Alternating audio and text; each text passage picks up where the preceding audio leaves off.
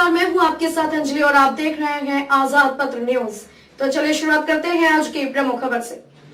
देवरिया जिले के रुद्रपुर क्षेत्र के जिस बेटा और बेटी को एक पिता और एक भाई अपने क्षेत्र के लोगों के अच्छी मेडिकल सुविधा देने के लिए और अपने भाई और बेटी के सपने को साकार करने के लिए विदेश भेजा, लेकिन उसे कहां पता था कि ऐसे विकट स्थिति आ जाएगी, जहां अपने प्राण से प्यारी बेटी के और एक भाई के शान और सम्मान के जान के लाले पड़ जाएंगे और उसे जान बचाने के लिए बंकर का सहारा लेना पड़ेगा। आपको बता दें कि रुद्रपुर के आदर्श चौराहा निवासी स्वर्गीय बाबू नंदन गुप्ता के पुत्र सत्यम गुप्ता MBBS की पढ़ाई करने के लिए यूक्रेन गए थे। इनका यह तीसरा वर्ष था। यह टर्नोपिल मेडिकल यूनिवर्सिटी में पढ़ रहे थे, जो वर्तमान समय में रूस और यूक्रेन के बीच हो रही लड़ाई के मध्य फंस गए हैं। इनके बड़े भाई विशाल गुप्ता ने बताया कि जब हम लोगों को लड़ाई की खबर मिली तभी 61,000 रुपये का टिकट बुक कर दिया गया था, लेकिन जहां से फ्लाइट थी उस पूरे एरिया को ही उड़ा दिया गया, जिसकी वजह से फ्लाइट कैंसिल हो गई और बाई रोड बस से रोमानिया बॉर्डर लगभग 500 की संख्या में MBBS के छात्र 3 बसों में जा रहे हैं। घर पर सभी लोग बहुत परेशान हैं और भारत सरकार से गुहार लगाते हुए कह रहे हैं कि जल्द से जल्द सभी लोगों को घर लाने के लिए व्यवस्था की जाए। इनके पिता के ना रहने पर वर्तमान समय में व्यवसाय का कार्य बड़े भाई विशाल गुप्ता ही देख रहे हैं। अभी तक परिवार में केवल बहन साधना गुप्ता की शादी हुई है और सत्यम सबसे छोटे हैं। वहीं देवरिया जिले के ही रुद्रपुर तहसील क्षेत्र के मांगा कोडर गांव के रहने वाले अमरेंद्र यादव की बेटी सृष्टि यादव यूक्रेन में फंसी हैं। वह दनीप्रो मेडिकल यूनिवर्सिटी में MBBS प्रथम वर्ष की छात्रा हैं। इनके साथ करीब 1000 भारतीय छात्र बम धमाके के बीच बंकर में छुपे हैं। वह 3 दिन से जगे हैं। उनका राशन पानी खत्म होने वाला है। युद्ध के बीच मौत के मुंह में फंसी सृष्टि ने बात की। वहां की हालत बताकर रोने लगी। कहा कि अब जीवन बचना मुश्किल लग रहा है। सभी बच्चे डर से सहम गए हैं। दिन रात धमाका हो रहा है। हम लोग हॉस्टल के बेसमेंट में छुपे हैं। उसने कहा कि बेसमेंट को बंकर बना दिया गया है। राशन पानी सिर्फ 24 घंटे का बचा है। भारतीय दूतावास कोई मदद नहीं कर रहा है। दूतावास भारतीय छात्रों को उनके हाल पर छोड़ दिया है। बात करने पर दूतावास के अधिकारी हाथ खड़ा कर ले रहे हैं। सृष्टि ने बताया कि भारत सरकार जल्दी ठोस कदम नहीं उठाई तो छात्र भूख से मर जाएंगे। सृष्टि के माता पिता युद्ध के बीच से बेटी को निकालने के लिए भारत सरकार से गुहार लगा रहे हैं। इसी बीच उनके भाई अमित यादव से जब बात हुई तो उन्होंने बताया कि शुक्रवार को गवर्नमेंट की तरफ से जारी हुई एडवाइजरी में कहा गया है कि अपने पासपोर्ट के साथ जरूरी कागजात तैयार रखें। भारत सरकार जल्द ही उनको निकालने के लिए प्रयास करेगी। जी बताएं। बच्ची के मुताबिक वहाँ 1000 बच्चे फंसे हुए हैं और सारे लोग दहशत में हैं। अगल बगल 3 दिन से वो बच्चे जितने भी हैं सब दहशत के मारे सोए नहीं हैं। भोजन सामग्री भी लोगों की समाप्त हो चुकी है। एम्बेसी से संपर्क करने के बाद उन बच्चों को कोई स्पष्ट या संतोषजनक कोई उत्तर नहीं मिला है। इससे और भी बच्चे परेशान हैं। हम लड़की के बड़े भाई हैं प्रेमचंद यादव, ग्राम सभा मांगाकोड़ा।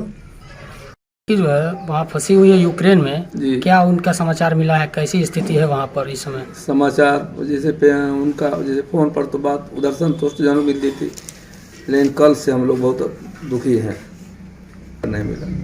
लड़की से कल से अभी तक बात हुआ है? दोबारा खाने पीने का सामान लगभग खत्म हो गया है। दोबारा बात हुई है लड़की से? क्या वो कहीं है? नहीं, बात हुई है तो उसने यही बताया है कि खाने पीने की सामग्री लगभग समाप्त होने की कगार पर है और काफ़ी मतलब दहशत में है। सब बगल में मतलब बम फूट रहे हैं। जहाँ पर धमाके हो रहे हैं वहाँ से कितनी दूरी पर हैं? वहाँ से ये जहाँ धमाके हो रहे हैं वहाँ से मुश्किल से 1.5 से 2 किलोमीटर दूरी पर है। सरकार द्वारा कुछ आश्वासन मिला है? एम्बेसी द्वारा बात हुई है? से मतलब जो न्यूज में निकला है, न्यूज के अनुसार एम्बेसी से अब तक कोई कोई के लिए राहत नहीं मिली है।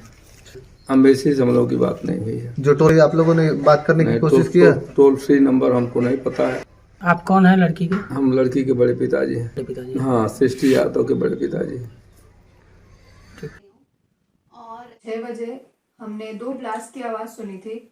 उसके बाद यहाँ काफी बच्चे पैनिक करने लगे थे। हमें कोई भी क्लियर न्यूज नहीं मिली थी। इंडियन एम्बेसी बार बार एडवाइजरी पे एडवाइजरी दे रही थी।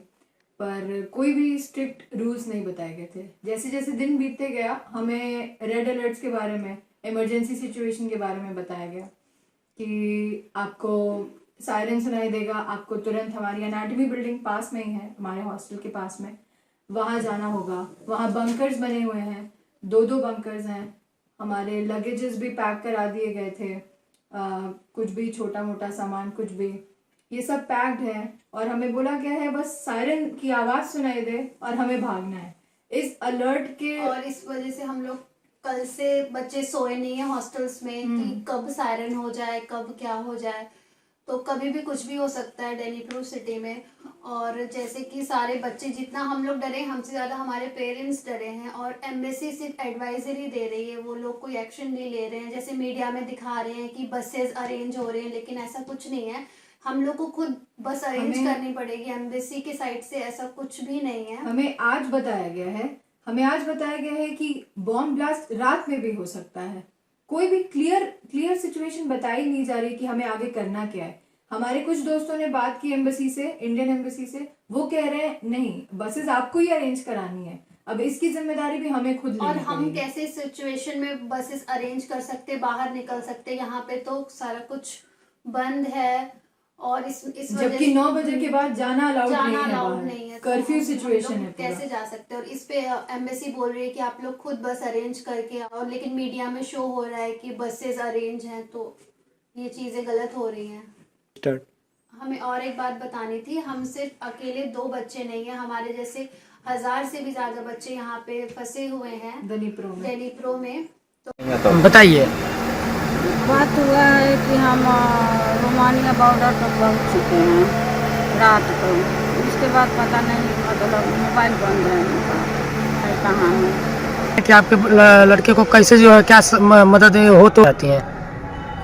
हम मतलब आना तो चाहिए उनको। सब कोई चाह रहा है कि मेरा लड़का अपने घर आए, सुरक्षित आए। आपसे हमसे नहीं बात हुआ, उनके दोस्त से बात हुआ और लड़की से बात हुआ। ठीक है। आपका नाम? मेरा दुर्गावती गुप्ता। दुर्गावती गुप्ता। बस इतना ही, मिलते हैं फिर ऐसी ही किसी बड़ी खबर के साथ। तब तक के लिए नमस्कार और देखते रहिए आजाद पत्र न्यूज चैनल।